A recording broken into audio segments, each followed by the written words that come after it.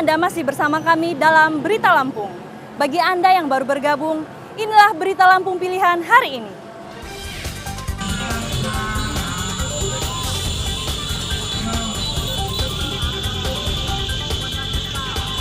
Ratusan ojek dan pengemudi taksi daring berunjuk rasa menolak kenaikan harga BBM.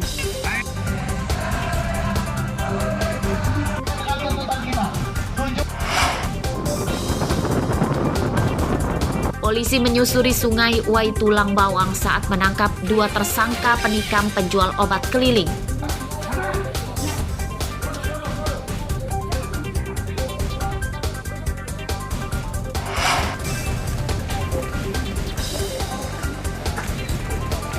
Tersangka penembak polisi di Lampung tengah menjalani sidang kode etik.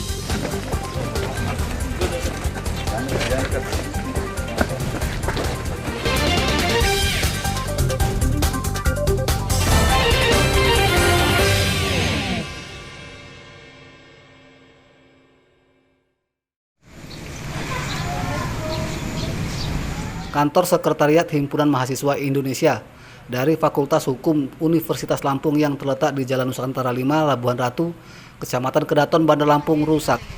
Kaca jendela pecah, kursi dan perabotan lainnya rusak.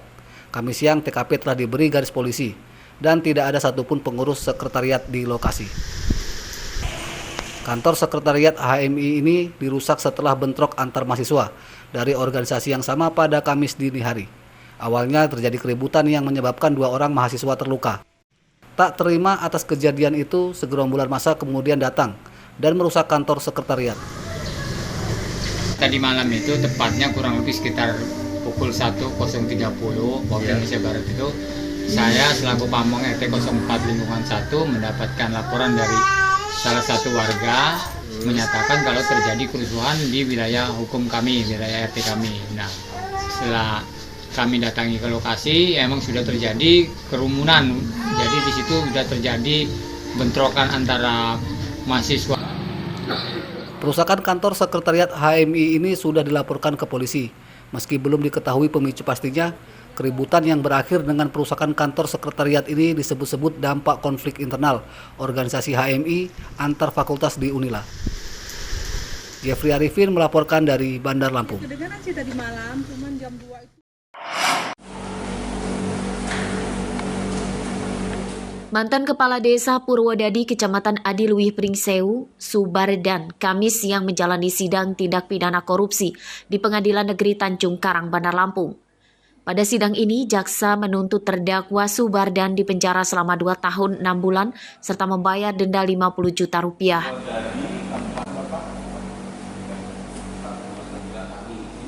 Subardan menggunakan nota palsu sebagai laporan penggunaan dana pembangunan desa pada program pembinaan dan pemberdayaan masyarakat 2016 lalu. Nilai anggaran program desa itu 1,6 miliar rupiah. Dari anggaran itu ditemukan kerugian negara 200 juta rupiah. Kebangsaan Indonesia adalah Purwodadi RT 9 RW 4 Pokon Purwodadi Kecamatan Adilwih Kabupaten Pringsewu, Lampung. Agama Kristen, pekerjaan wira swasta, mantan Kepala Pokon Purwodadi Kecamatan Adilwih tahun anggaran 2016 sampai dengan 2019. Korupsi dana desa oleh Subardan terungkap dari hasil audit Inspektorat Pemkab Pringsewu dan direspon pihak Kejaksaan pada 2021. Sidang korupsi ini dilanjutkan hari Rabu pekan depan untuk mendengarkan pembelaan terdakwa. Arsadi Saputra melaporkan dari Bandar Lampung.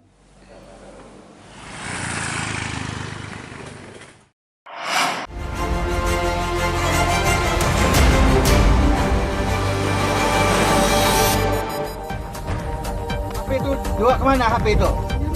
Di rumah, taruh di mana? Pembunuhan remaja putri di perkebunan karet Desa Kalirejo, Kecamatan Negeri Katon, Pesawaran terungkap. Rabu dini hari, pembunuh remaja putri berinisial IT berusia 15 tahun ditangkap polisi Polres Pesawaran. Tersangka berinisial KRS yang merupakan pemuda tetangga dusun korban yang juga masih satu desa. Coba, ibu tahu nggak HP siapa ini? Nggak tahu ya. Tersangka ditangkap di rumahnya di Desa Kalirejo, Pesawaran. Saat dibawa ke TKP pembunuhan, tersangka KRS mengakui seluruh perbuatannya. Tersangka KRS memperkosa korban sebelum akhirnya dibunuh. Korban dianiaya dan ditusuk dengan pecahan botol. Tersangka KRS ingin merampas ponsel korban sebab tersangka yang sering mengirimkan foto tidak senonoh dirinya takut disebarluaskan korban ke media sosial. Jenazah IT ditemukan pada Selasa pagi oleh seorang petani yang akan panen getah karet. Lokasi pembunuhan dengan rumah korban berjarak sekitar 500 meter. Korban tewas akibat luka di kepala dan terdapat luka sayatan di leher.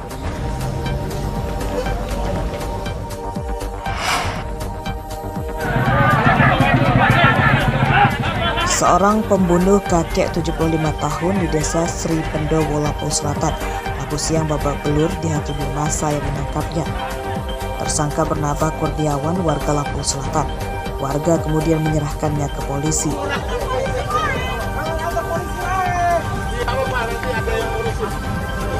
Korban bernama Rosap. Pembunuhan berawal dari korban yang memergoki tersangka masuk ke kamar cucunya melalui jendela. Tersangka Kurniawan yang panik kemudian berusaha melarikan diri. Korban yang berusaha menangkap Kurniawan akhirnya ditusuk dengan senjata tajam yang dibawa tersangka. Saat pemakaman korban, ada warga yang melihat tersangka di pangkalan ojek. Saat itu tersangka Kurniawan hendak kabur keluar daerah. Tersangka akhirnya ditangkap dan dihakimi warga. Tersangka Kurniawan kini ditahan di Polsek Penengahan, Lampung Selatan. Polisi menyita barang bukti pisau yang dipakai menikam korban Rosat. Dari hasil pemeriksaan polisi, tersangka masuk rumah korban untuk menemui cucu korban yang diduga adalah gadis pujaan tersangka, namun cintanya selalu ditolak.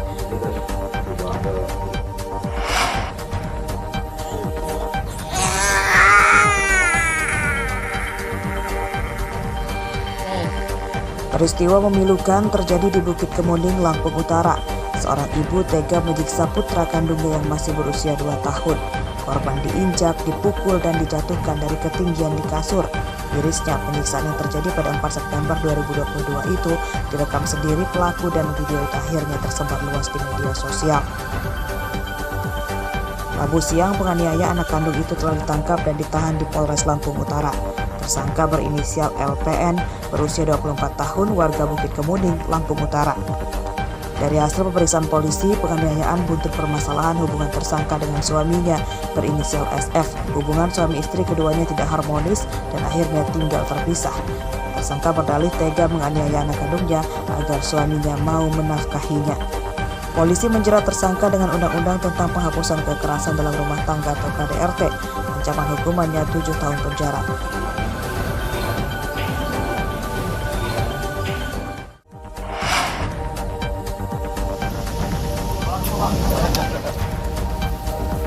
Dua gudang yang difungsikan untuk menimbun BBM jenis solar digerebek polisi Polda Lampung pada Sabtu siang.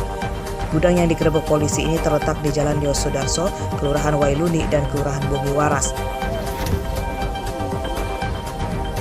Polisi menyita 10 ton solar yang telah disimpan di beberapa tandon dan jeriken. 5 orang pegawai gudang juga ditangkap. Saat penggerebekan, polisi juga memergoki truk dengan tangki bahan bakar yang dimodifikasi lebih besar akan menurunkan solar yang baru dibelinya di SPBU. Solar dari tangki truk disedot dengan mesin pompa air yang disalurkan ke jerigen.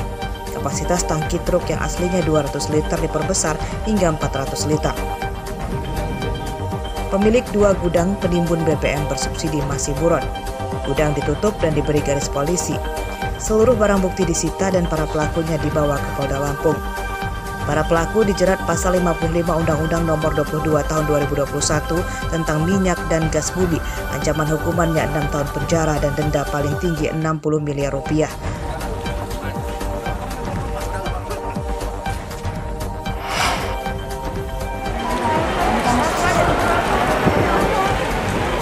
Seratus warga Bandar Lampung Sabtu siang menerima bantuan langsung tunai atau BLT BBM tahap 1 oleh Presiden Joko Widodo. Total penerima BLT BBM di Lampung 600.000 orang yang akan disalurkan melalui kantor pos.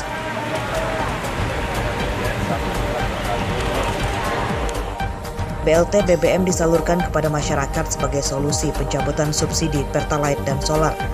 Besaran BLT BBM total Rp600.000 periode September hingga Desember yang dibagikan 4 kali. Setiap bulannya disalurkan Rp150.000 per orang. Bandar Lampung adalah daerah ketiga yang dikunjungi Presiden dalam pembagian BLT BBM. Presiden Joko Widodo sebelumnya membagikan BLT BBM di Jayapura dan Maluku. Kunjungan Presiden dilanjutkan ke Pasar Pasir Gintung, Tanjung Karang Pusat, Bandar Lampung. Teriakan gembira para pedagang menyambut kedatangan Presiden Joko Widodo. Kegembiraan pedagang ini karena mereka mendapatkan bantuan sosial berupa bantuan modal kerja atau bansos PMK sebesar 1,2 juta rupiah. Presiden juga membagikan sembako dan kaos kepada pedagang. Saat Presiden Joko Widodo di Bandar Lampung, harga BBM belum naik. Usai dari Pasar Pasir Gintung, Presiden langsung kembali ke Jakarta melalui Bandara Raden Inten II.